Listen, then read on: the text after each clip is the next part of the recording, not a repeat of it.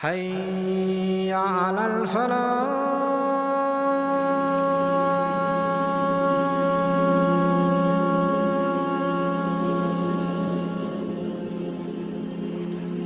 What does Islam say about taking up loans living in the West to buy apartments because it's so expensive here, it's so difficult to rent? First of all, the scheme that is known as mortgage that is applied here in Europe or in most European countries as well as in America, it is a riba-based transaction, usury based transaction or interest-based transaction, because you go to the bank and you ask the bank to finance buying a property. So the bank will transfer 100,000 to the bank account of the landlord, and then you will pay the bank this money, the $100,000, and a surplus and an interest. So you will pay it back as 125,000 over 20 years or 15 years. This is known as mortgage. This is exactly the interest-based transaction or the riba-based transaction, because the Prophet ﷺ defined riba as money exchanging money for money. So if you exchange 10 krona for 15 krona, this is riba. If you change 10 krona for 8 kronas, this is also riba. Now, as you know, that riba or interest-based transactions or usury-based transactions are one of the major sins in Islam. And the Prophet ﷺ cursed the one who consumes riba, the one who gives riba. Also the Prophet curses the one who writes the contract of riba, and the Prophet curses those who witness the contract of riba. So it is a major sin. Now, major sins cannot be committed due to a necessity, due to any need. There has to be a real necessity, compelling necessity to commit not all of them, even some of them. Riba is not a solution. Riba will add to your problem. You will put yourself into bigger problems if you deal with mortgage. I buy a house. I'm a simple person, a hard-working person. Me and my wife are both working very hard. So we buy a home for $150,000. And we're very sincere. And there's a 19% interest attached to that, which means that over a period of a 30-year mortgage, a 20-year mortgage, I wind up paying for that house if I live, if I continue my job, if I'm employed over a period of 20 to 30 years. For a $150,000 house, I wind up paying at least $280,000 for that same house. The worst thing about it, I must pay off the interest before I pay the principal. See what happens? And suppose I lose my job. I lose my job, my wife loses her job, I get sick, she gets sick. What happens? They come and take the house from me, even though I paid off $150,000, $160,000. They take the house from me, so that $150,000 was for nothing, isn't it right? Then what do they do with the house? They resell the house for more than what it was worth and give somebody else another mortgage for the house at maybe $220,000, and it just keeps on going. So for us Muslims, God made it clear to us. We don't write the contracts, we don't enter the contracts, and when we know about it, we try to find a way to get out of it. We know as Muslims the only sin that Allah subhanahu wa ta'ala wage war against it is the riba, is the interest. So Allah subhanahu wa ta'ala said, prepare to wage war against Allah and His Messenger. So it in the Quran is haram. In the Sunnah of Nabi sallallahu alayhi wa sallam is one of the most destructive sins. In the Sunnah of Nabi sallallahu alayhi wa sallam, in a hadith that is dealt by more than one scholars, is the issue of comparing the interest with zina and interest.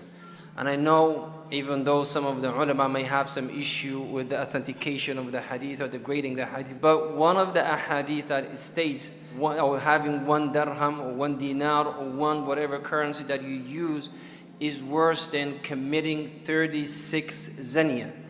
So this issue of interest is not a simple issue. The second thing is, a lot of you, knowing that the Messenger of Allah said is worse than committing zina 36 times, is worse than committing zina with your mother, is worse than committing zina with your mother inside the Kaaba.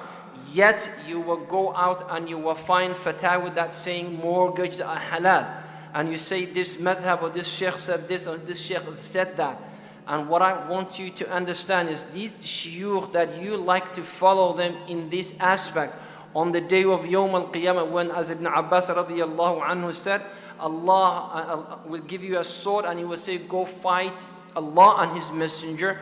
These shuyukh, a lot of people like to shop their fatawis. They're not going to help you on the day of Yawm al-Qiyamah. So we stick to that which is clear and plain in Islam, which is usury or interest is not allowed. Mortgages are not allowed in many levels. The only sin that Allah said will wage war against it is interest. The most times why we Muslims are involved in riba is what will people say? That's all they're worried about. Oh, so-and-so's got any. You're going to take those houses with you in the grave? What are you going to do with those houses? That's what Ibn Abbas in Tafsir he mentions. It was said to the person who takes riba, take your weapons and go and fight with Allah. Only a mad person would want to go and fight with Allah, isn't it? That's what even the Quran describes, is they'll stand up as if they're dazed. There's some ulama tafsir, they mention that person, sahib, who's taking riba in this dunya, look at them, they're always frantic, they don't know what they're doing. And most of these people involved in business, what is it? Buy one house, buy another house, remortgage loan. Is there any peace in their life? Do you ever see them enjoying their wealth? Do you ever find them being content? That's the punishment inside this dunya. And likewise inside the akhirah will happen to these individuals of taking riba that we find is evil sin that we find. So a person takes positive steps, the person has to humble himself, ask people for money, borrow money from their family members to pay it off, then let it be so. Because why? The person is living in a state of sin, their house is in a state of sin, their whole environment is a state of sin, and we have to encourage our people to come out of this. There's nothing wrong in living on rent, or if you don't own your own house, there's nothing wrong with that. It's a mindset that this environment has created, that you need to have your own property. Don't most of us in our village, back home in Pakistan, how do we live? Do we have a loan? Do we have a mortgage in our house? We were happy, weren't we? What have we got now in our life? Nothing. My dad used to say to me, you'll have big tables, and you know what? You'll have no peace in your life. Nobody will be sitting there, fighting over what? Money, isn't it? Taking this possession, taking that possession. Over what? Over what? What is it? Over money. Blood brothers. That's today we find out all day long we deal with cases. Not just outside family, blood brothers over property. One brother, their father died, and the brothers were talking to one another. In the funeral of their father, they turned their backs to one another.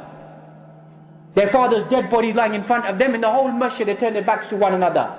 Over why? This. Money. This is how wretched we've become.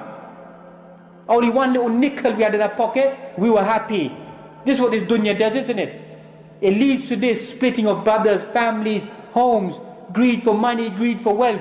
What are you going to do with this money? Stuff in your pocket, take it to the grave with you? What are you going to do with this money? How long are you going to live to enjoy this money? But this is our mindset is become.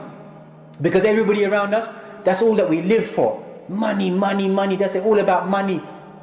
Gaining the money, whether it's halal or haram. Isn't that's what it is? Even the Imam also, he says something about it. The dodgy Imam, I guess, because white people don't want to hear these things. That's the reality. The Imam's job is like a doctor. When you go to your doctor, do you say to your doctor, "Tu dodgy doctor mein?" Or you listen to the doctor, isn't it?